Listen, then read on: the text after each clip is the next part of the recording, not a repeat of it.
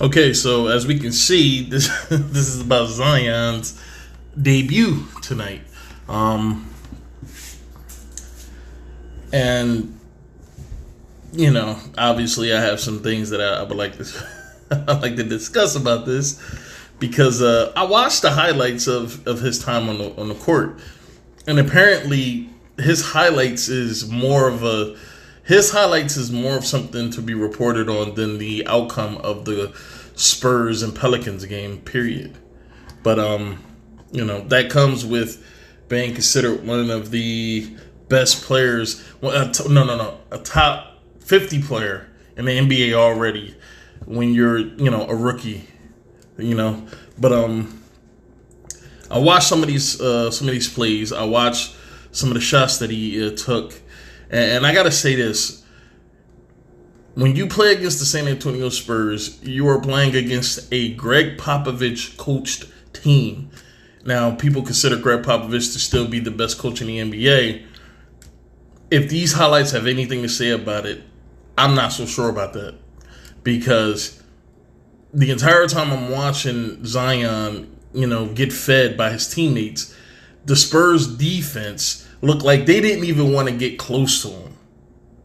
And I get it. He's explosive. He can drive past you. He can dunk on you. He can rise over you. All this other shit. He's supremely athletic. I get that. So you want to give him some space. But when you look at it, they literally backed off 2 yards from this guy. Like, they just kept backing up, trying not to give him the lane. So they kept giving him a shot, and he kept knocking him down. And I'm like, you mean to tell me y'all don't have good enough help defense to be able to defend the rim if he decides that he wants to get down there? So you're just going to leave him wide open at the 3-point line and let him just take all the wide open jumpers that he wants? This did not look like a Greg Popovich coach team. This did not look like a defense that would be devised to play against somebody like that guy, that you would say, you know what, Greg Popovich might be the only coach in the NBA that could seriously put something together to neutralize this kid. Yeah, no. Their plan was to let him shoot all the jumpers he wants. Do not let him get to the rim. And if that's the case, I'm pretty sure Zion has the 3-point shot to be able to take advantage of defense like that. Because what I saw was ridiculous. I mean, I don't see why. Like, they still won the game, but I don't see why that was a game plan in the first place. But, we're going to get to it. Let's go. And Zion finally took center stage. Zion Williamson. At center, coming from Georgia Tech, number 22, Derek Favors. And high rebound.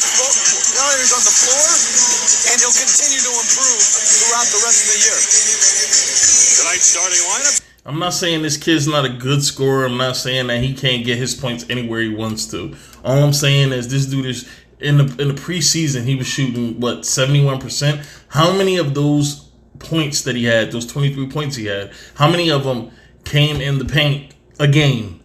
Like, I think that sometimes, we look at the numbers and we just completely ignore the details of those numbers. And like, this is why LeBron is averaging 25 to 30 points a game for his career. It is because he gets most of his points in the fucking paint or at the rim. He damn sure don't get them from the free throw line. And he damn sure don't get them from the 3-point line as often. Most of his shit is coming in the fucking paint, which is very manipulative when you don't really look at the details of the points or the shots or the field goal percentage, and you just look at everything in its totality instead of looking at everything spread out.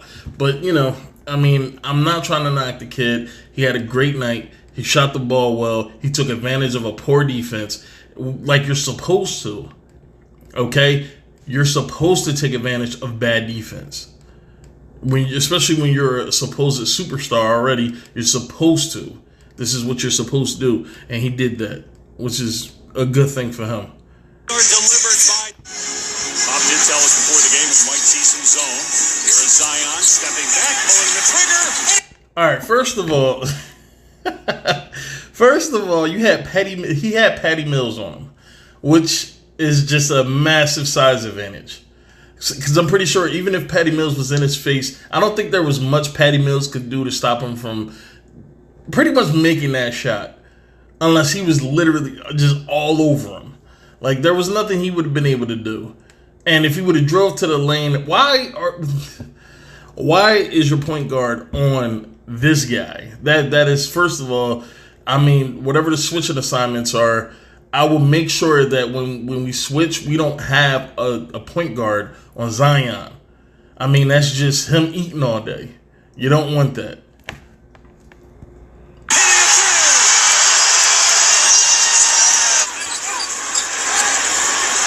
There's a lob to Zion, and he finishes over DeRozan. Again, you don't want... Look, I know DeRozan plays small forward, but he's originally a shooting guard. Again, you do not want your guards on Zion. It's him eating all day. It's him eating all day. 5 straight for the rookie. The 1-team foul. And right now, look at that. Look at that non-existent defense right there. Like, nobody was like, they were like, fuck it, whatever, just leave him alone. Maybe he'll go away eventually. Like, they just did not play defense at all. Why not? Because it's just funny. It's funny that a Greg Popovich coach team would just leave a player of that caliber wide open. Nobody defended him whatsoever. There's a lob to Zion, and he finishes over DeRozan. 5 straight for the rookie. The 1-team foul. And right now, Zion is... See, Patty was like, look, I'm not trying to take another 3 to the face. And number 25 just didn't want to move at all. Or I guess he was on somebody else. Like, it looked like they were wondering who was supposed to defend him, but nobody really got over there to defend him. Which is smart on their part. They want Zion to get it. Here he is. And blocked it. Zion gets it back and finishes. That was a great block initially by number 25. I really don't know this kid's name. I don't know too many Spurs players on the Spurs team, and I don't know. I'm not keeping track of them, so I don't really know the players by name. But number 25 initially got the block on Zion, which was a great block. Zion has to expect that this year. He has to expect that the centers and the power forwards in this league are not like the centers and power forwards in college. They're going to get you. But the one thing that Zion does have that's a huge advantage to him is his energy, his quick burst, and his ability to just explode. I mean, his ability to explode is uncanny. You don't see too many people that size move like that. But I mean, this game right here, this little bite size that we got at Zion should be a warning to the rest of the NBA. Like, if you allow this kid to just muscle you and take advantage of your unwillingness to actually play him, because I guess you're afraid that you're going to get embarrassed, he's going to take advantage of it, and they're going to turn this kid into a fucking monster. Now, again, I'm not saying this kid doesn't have body issues. He doesn't have weight issues. But, I mean, he is supremely talented for his age. But I got to see him build on what it is that I saw tonight.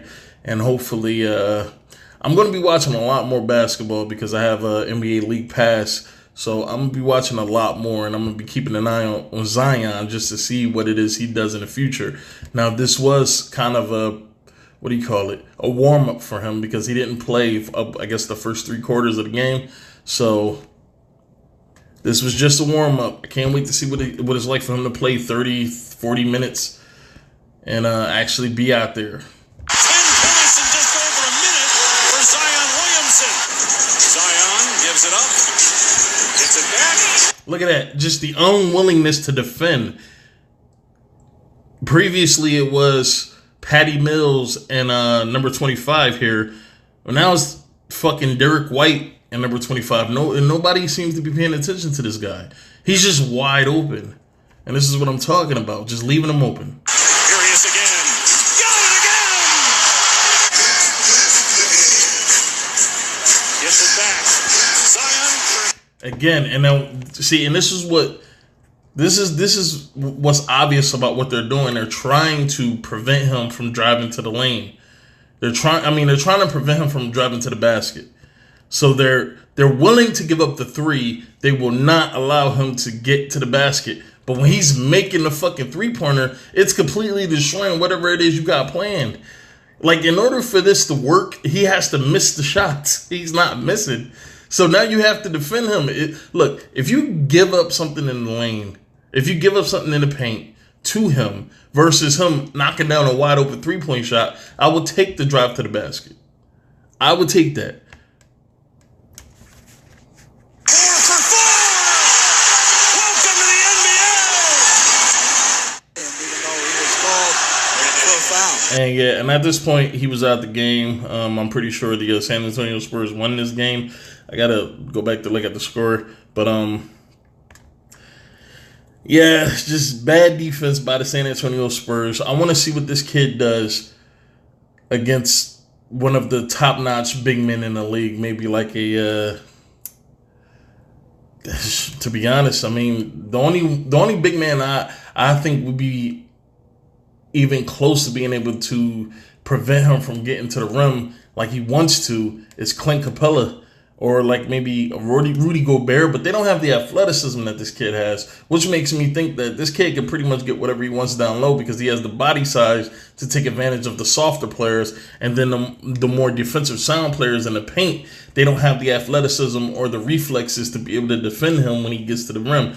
I mean, this is gonna be rough. Now, do I think the New Orleans Pelicans could go on a run and make the playoffs? No.